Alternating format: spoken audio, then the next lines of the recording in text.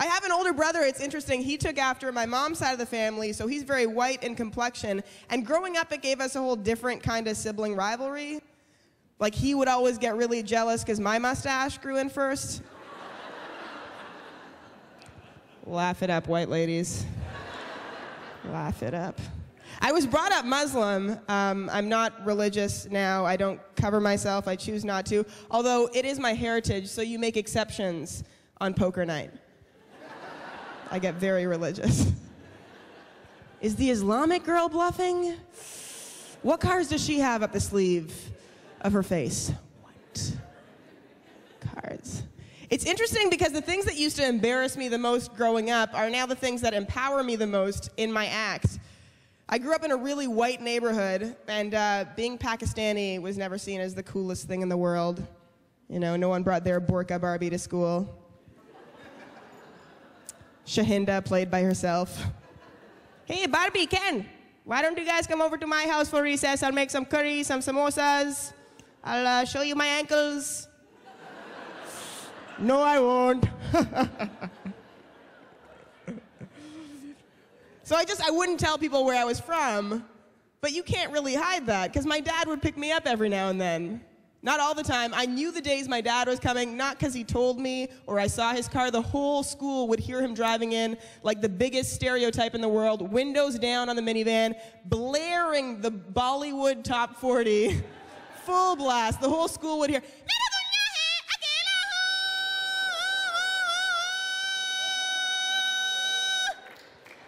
oh, thank you. Wow, there we go.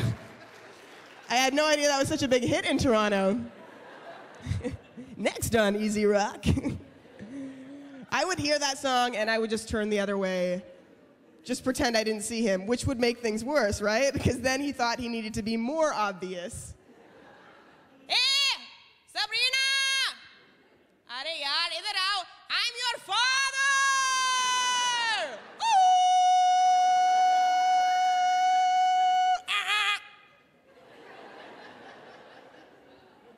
And now all my little white friends would be like, dude, where is your dad from?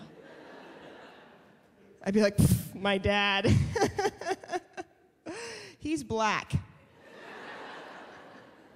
Why does he talk like that then? It's a Jamaican accent.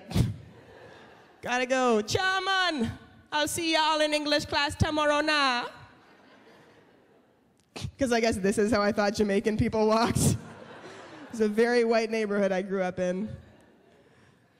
My mom didn't help me much because my mom, she's sweet. She wanted to help me, but she gave bad advice. I would get made fun of. I would come to her for advice. She would tell me, Sabrina, they only make fun of you because they're jealous, which is a crock of crap. But I'm a little kid, right? I believe my mom. I go to school the next day thinking I am Miss Thang, right? I'm waiting for the same girls to make fun of me at the playground, just waiting. And they would come right up to me. Hey, mustache girl, why don't you play in the monkey bars, you hairy animal? Now I'm all proud. Looks like somebody's jealous. It's my lasso mustache, sir. It was terrible. Some people think they can relate. No one can relate to the mustache I had. It was like, I was 12 years old. It was Tom Selleck's Serious Business on my face. And it wasn't a gradual mustache that I could start preparing for. It was like, I went to bed, ma'am. Cute little brown girl, adorable, overnight, somewhere between midnight and 1 o'clock. I woke up like a fully developed midget man. And you've got to get rid of a mustache. No one trusts a girl with a mustache. You can't get a job. You can get like one job, the before picture model chick.